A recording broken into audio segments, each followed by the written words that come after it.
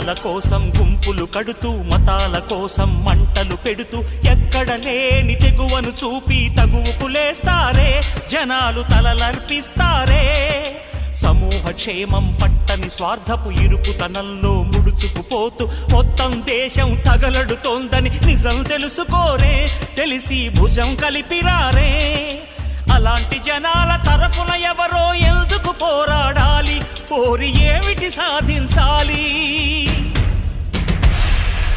ఎవరి కోసం ఎవరు ఎవరితో సాగించే సమరం ఈ చిచ్చుల సింధూరం? జవాబు చెప్పే బాధ్యత మరచిన జనాల భారతమా, ఓ అనాథ భారతమా?